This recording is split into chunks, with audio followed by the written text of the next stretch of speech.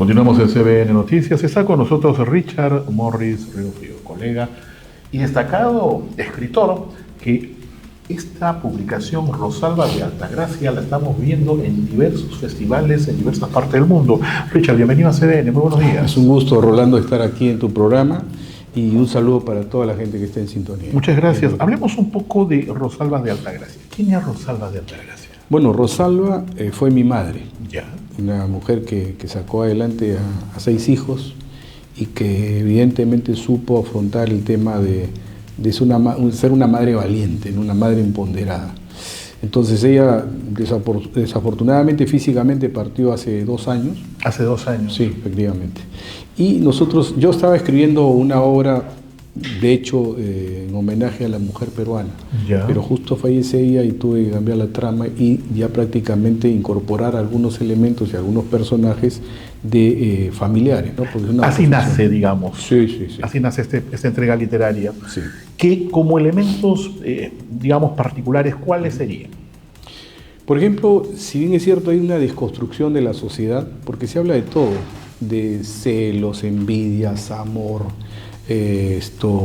amores encontrados, promesas y todo lo que corresponde a la vida diaria, ¿no?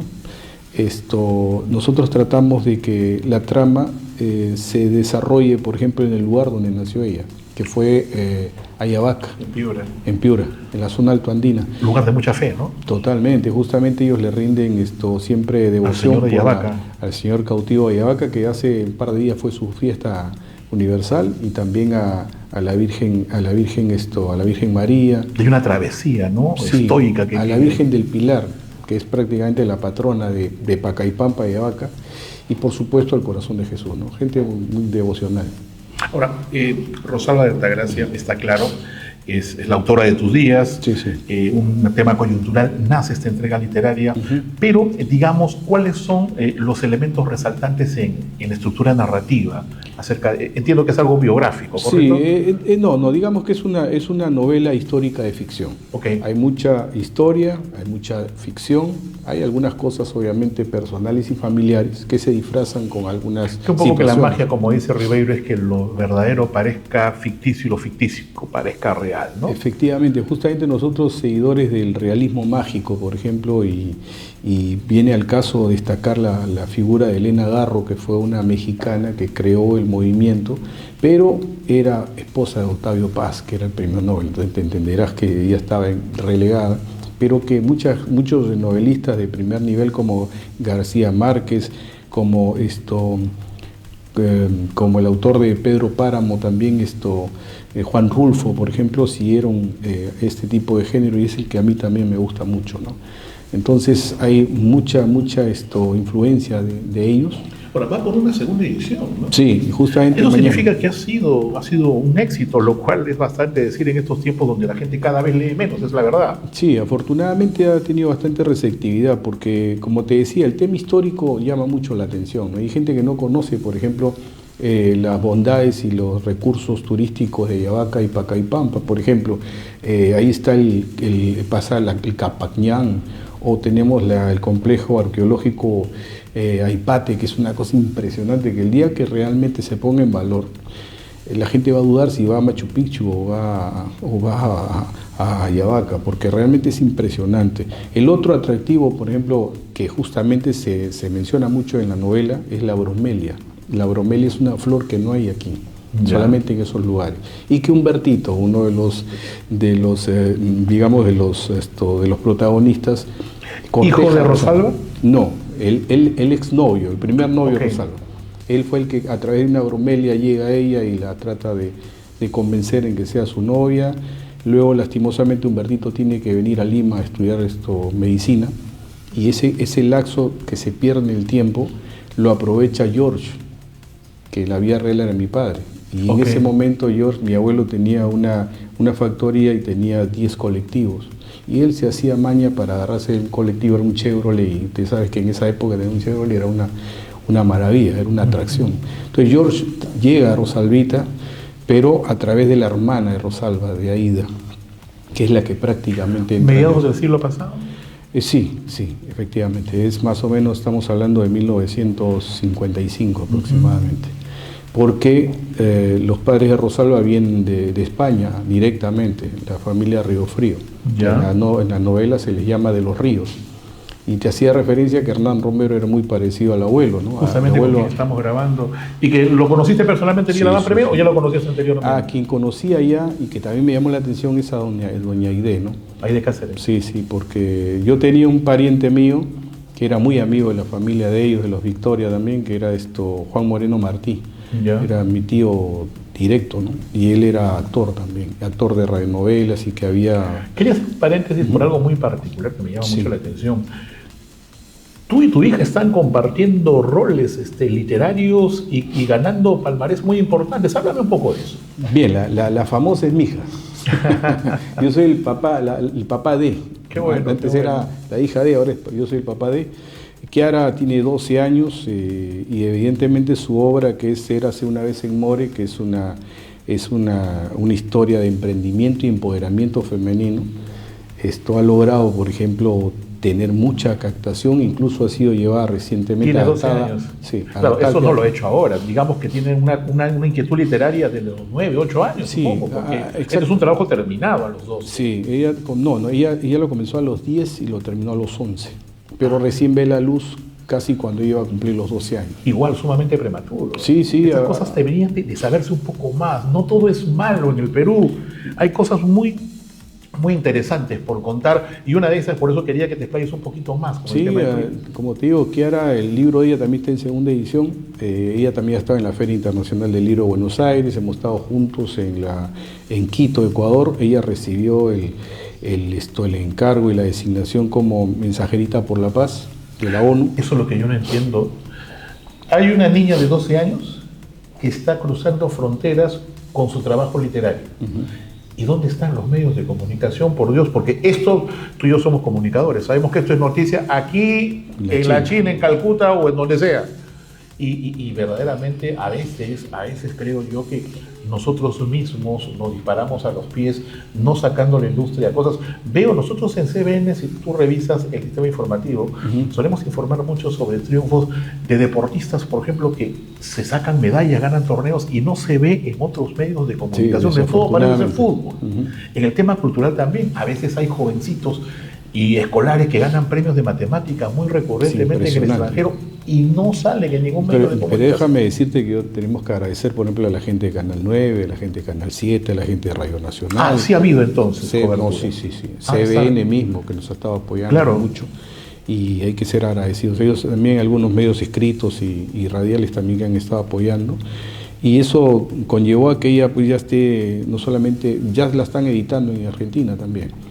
Y ha sido un trabajo muy bonito. ¿Y qué te dice? ¿Esto es coyuntural? ¿Quiere ser escritora? Sí, justamente ya tiene 4 proyectos ella y está avanzando ya el segundo.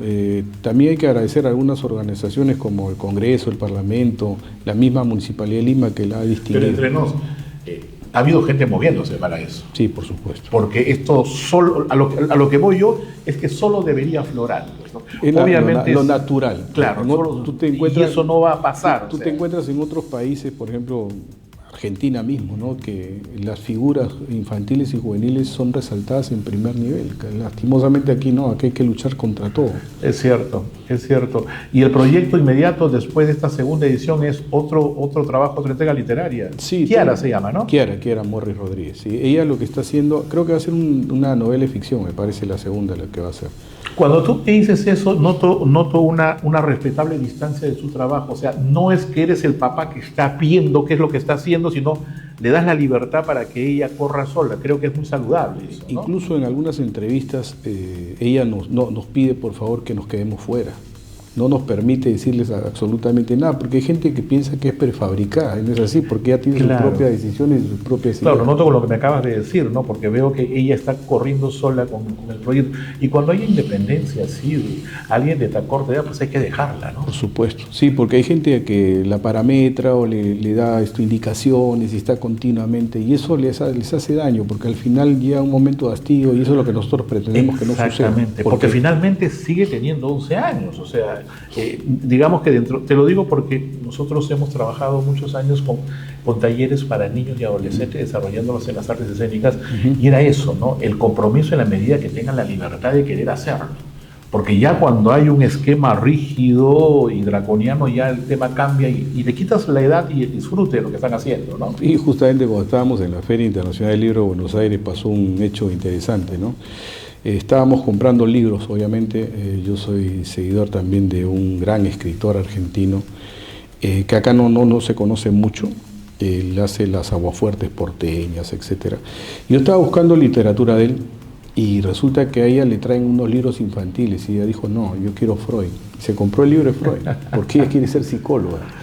Entonces nos pasó eso, ¿no? Roberto Ar era el que te decía. Roberto Ar hace el símil de Ricardo Palma acá. Ricardo Palma hace tradiciones peruanas y Roberto Ar en Argentina hacía las aguafuertes porteñas. Y tiene los cazaló, los lanzallamas, los ocho locos, etcétera, ¿no? Ese es esto. Hablamos un poco de esto que me parece sumamente curioso. Rosita Limeñita Divina. Le muestro acá a la cámara. Este es un libro que veo con unas ilustraciones muy simpáticas, pero tiene que, a ver si podemos ponchar un poco esto.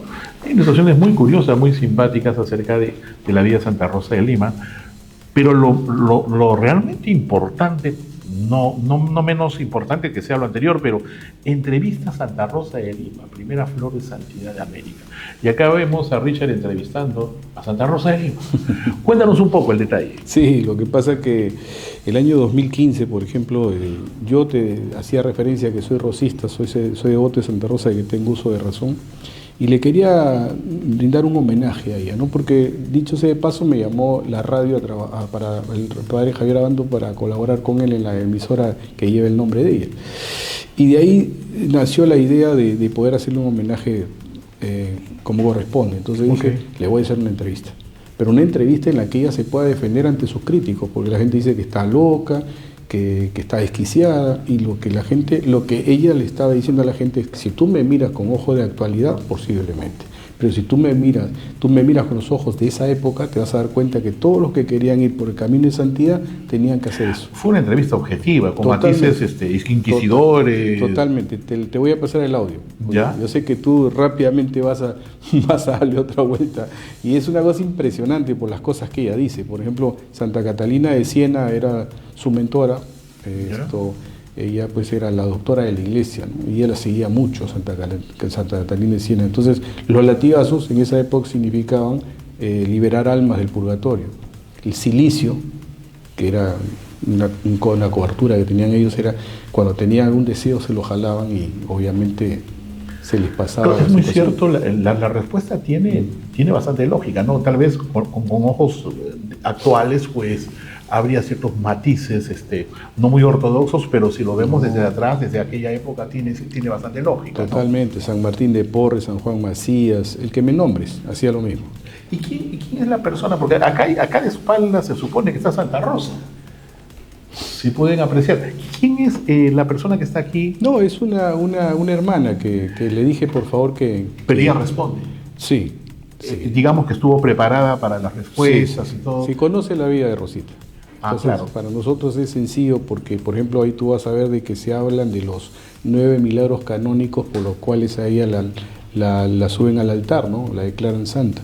Son 5 milagros peruanos y 4 milagros que hizo en Italia.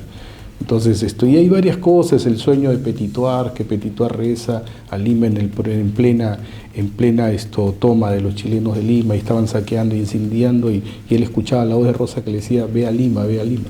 También está ahí. Nosotros, Richard, hemos coincidido en un avant premier. Sabes que acá en CBN hacemos cine, documentales. Estás en el mismo frente. Yo recuerdo una conferencia de prensa en una película que presenté en ICA, y donde un periodista me dice, usted se dedica a todo lo que no da dinero en la vida, usted escribe, hace teatro, hace cine, hace periodismo, estamos en el mismo frente. ¿Qué tan difícil es? Muy difícil, Muy difícil, porque la verdad que para llamar la atención mucha gente tiene que recorrer todos los canales, todos los medios de comunicación y todos los foros habidos y por haber. Y desafortunadamente a veces la respuesta no es la que tú esperas. Y eso que somos comunicadores, eres periodista, tienes contactos, conoces gente, que no es necesariamente el caso de todos quienes se desarrollan en el mundo del... Yo estoy súper agradecido con los colegas, todos han respondido a las expectativas, sino que a mí me gusta, yo vivo el anonimato, me gusta mucho estar atrás. Ahora, yo vengo de hacer una película durante un mes en Ecuador, donde hay cosas que son muy distintas y hay, ¿por qué no decirlo? Mucho más, pero no a más apoyo, mucho más apoyo al cine y la literatura. Y la pregunta cae de madura. Sí, pues, es muy difícil. ¿Por qué es tan difícil, crees tú? Acá. De pronto nosotros estamos en otros niveles en la vida pensando en otras cosas, ¿no? Capaz que pensando en comprarnos un buen celular, capaz que comprándonos el mejor televisor o el mejor auto y dejamos pues la cultura de lado, ¿no? Incluso tú ves cómo se están manejando los nuevos padres, ¿no? A los hijos prácticamente le dan una tableta o un celular y los dejan a libre albedrío, por ejemplo. Cosa que no sucedía antes. Yo tuve la suerte de estudiar en un colegio nacional como el Mariano Melgar y tenía un profesor como Augusto Galvez Ronceros, que era de la generación de los 50, ¿no? Y recibió el Premio Nacional de Literatura. Y él fue mi maestro, y él me enseñaba con su libro Los Ermitaños. Y a mí no había quien me guíe por ese lado. Y el otro maestro, Corrales, que tuve, era un profesor de literatura universal y todo lo que nos hacía leer era literatura soviética. Todo. Dostoyevsky, Tolstoy. Porque la vocación de Kiara, tu hija, tampoco es que cae del cielo ni es un factor genético. Ha habido una motivación, supongo, también en casa. Ha habido un ejemplo a seguir, ¿no? Sí, cierto. O sea, la mamá, por ejemplo, ella es presidenta de la Cámara de Comercio de Mujeres Peruanas y ella también trabaja mucho en el empoderamiento femenino, ¿no? Y ambos somos lectores de por sí. Entonces, desde que nació Kiara siempre tenía un libro al costado. Recuerdo alguna vez llegaba al taller cuando teníamos el taller y había un papá que le dice: mi hijo nunca agarra un libro. Yo le digo: ¿y usted agarra un libro? Le digo: bueno, la verdad que no tengo tiempo. Es difícil, pues. Es difícil así, de esa manera. Siempre el ejemplo, predicar con el ejemplo es muy importante. ¿Qué proyecto se viene? Bien, esta semana estoy lanzando una novela de autoficción que se llama La Noticia Inversa. Y bueno, ya prácticamente está saliendo a la luz, voy a presentarlo a algunas universidades del Me llama la atención el nombre, una frasecita. ¿Por qué La Noticia Inversa? Porque son una serie de situaciones que se presentan en la vida y porque básicamente el muchacho, o sea, el bicho, el protagonista principal quiere ser periodista de grande. Logra ser periodista y crea un medio sensacionalista. ¿Ya? Y al final de cuentas tiene que informar sobre la muerte de su hermano. Por eso te digo La Noticia Inversa. Ya, qué curioso. Sí, es bien simpática, la trama es simpática. Qué curioso. Quienes quieran adquirir Rosalba de Altagracia. También tiene un final bien especial, ¿eh? Sí, lo voy a leer ahora, Vas a ver lo que hace Humbertito al final de sus días. No se sabe si se murió o no. Tarea para hoy mismo. Rosalba, ¿quién quiere adquirir esto? ¿Dónde tendría que comunicarse? Sí. ¿Dónde tendría que...? Hay varios medios. Tienes la librería El Virrey, tienes Amazon. El Virrey que está en Lóbalo Bolognesi y Miraflores. Sí, en Bolognesi. A 2 cuadras de mi casa. Y en el Cercado de Lima también. A través de Amazon también lo pueden adquirir. Está en Amazon. Sí, o Delivery 9882382297, tanto Rosalba Altagracia como Érase una vez en More también. El número que está apareciendo en pantalla. Entonces, Richard Morris Riofrío, autor de Rosalba de Altagracia, padre de Kiara Morris, que va a dar mucho que hablar y que le deseamos muchísimos éxitos, y con una particularidad, con Rosita Limeñita Divina, también recomendable, donde hay una entrevista ni más ni menos que a Santa Rosa de Lima. Richard, gracias por venir, como siempre. Tu casa, CBN Noticias. Muy amable, te agradezco. Muchísimas gracias. Muy complacido, muy amable. Vamos a una pausa.